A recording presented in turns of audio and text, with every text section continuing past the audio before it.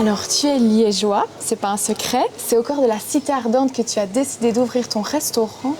Que représente pour toi la gastronomie liégeoise? Pour moi, ça représente un melting pot de culture.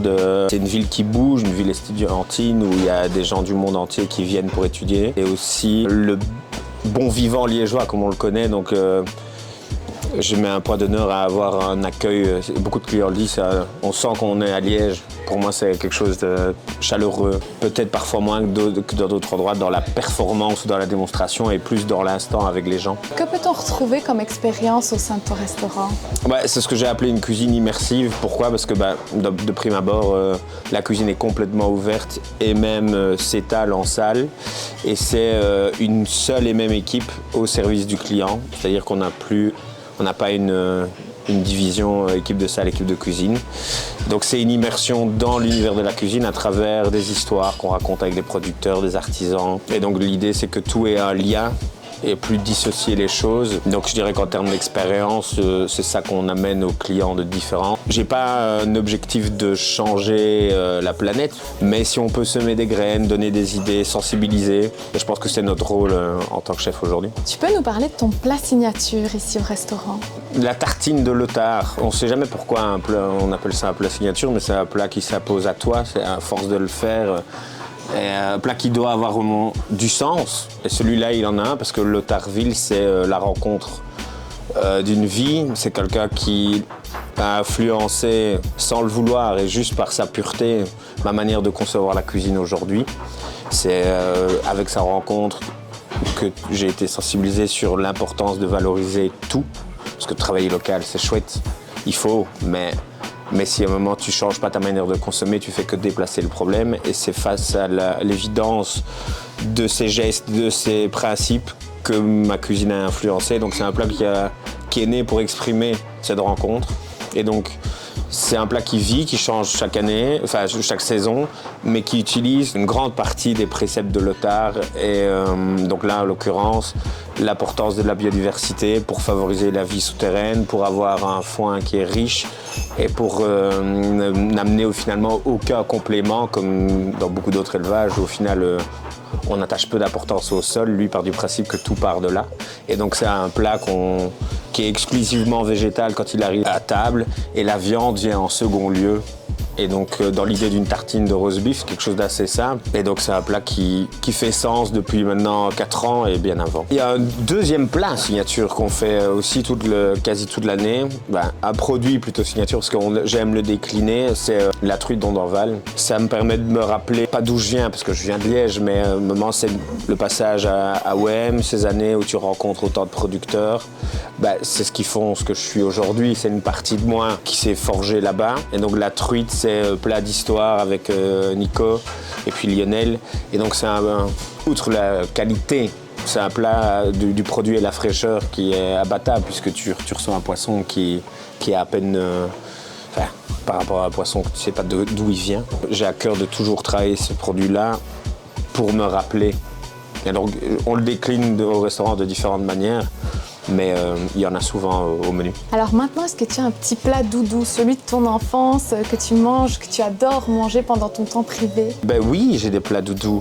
La fabada asturiana, plat que ma grand-mère faisait, que ma mère continue à faire. Cassoulet espagnol, asturien, à base de fèves, donc de chorizo, de morcilla, c'est un chorizo noir, comme un boudin noir si tu veux, et de salaison, et ça mijote comme ça, et ça... Même si pour le moment je fais attention, c'est tous les plats de ma grand-mère faits par ma maman. Ma maman, elle n'aime pas faire à manger. Et par contre, quand elle fait les plats de sa maman, elle les fait dans les règles de l'art. Je peux pas dire que j'ai eu envie de cuisiner grâce à ma maman, parce que justement on se faisait plutôt chasser de la cuisine parce qu'elle voulait pas chipoter. Mais par contre, les moments passés autour de la table chez ma grand-mère, je pense m'ont donné envie de faire de la restauration. Et c'est d'ailleurs pour ça que j'ai appelé le restaurant Thomas, c'est-à-dire tiens, prends. Et ma grand-mère, quand elle nous servait autour de la table, elle disait toma, toma. Et comme je ne parle pas espagnol, c'est un mot qui résonne avec la table, puisque j'ai à chaque fois l'impression qu'on m'appelait. Je pense qu'elle a insufflé l'envie d'être autour d'une table, d'échanger. Et ce que je fais, la manière dont je travaille aujourd'hui, où on fait le service, il y a ce côté où l'idée c'est de passer un moment ensemble et pas d'être dans une performance ou une démonstration technique. On essaye de faire passer le moment avant le travail. Parlons d'étoiles vertes, comment tu intègres la durabilité au quotidien au sein de ton restaurant? Une remise en question permanente, parce qu'on n'est jamais durable. C'est dans le titre d'ailleurs. La durabilité, c'est faire son maximum de façon durable aussi dans le temps et s'améliorer. Par exemple, nous, concrètement, qu'est-ce qu'on va faire? On va valoriser tout. C'est-à-dire qu'on est autosuffisant sur tous nos condiments qui vont être générés avec les parures, les épluchures, pour essayer de valoriser au maximum. C'est ce que j'appelle la circularité dans la cuisine, c'est-à-dire tu utilises un moment un produit qui génère une chute qui va à un moment donné venir assaisonner de nouveau un autre produit et ainsi de suite. Et ça tourne comme ça. Donc ça déjà c'est une première chose. Après il y a aussi dans l'enseignement, l'encadrement des jeunes, parce que c'est pas juste avoir des plats qui sont éco-responsables, c'est-à-dire transmettre, sensibiliser, faire rencontrer les différents producteurs pour essayer d'avoir une prise de conscience. En fait, pour moi, l'essence même, c'est, je pense que les dérives qu'on constate aujourd'hui, elles viennent de la déshumanisation de notre consommation. De prendre conscience qu'il y a des gens qui sacrifient leur vie pour que nous, on puisse, en tant que cuisiniers, travailler. Donc c'est dans ça que je mets un poids d'honneur à mettre en avant aussi.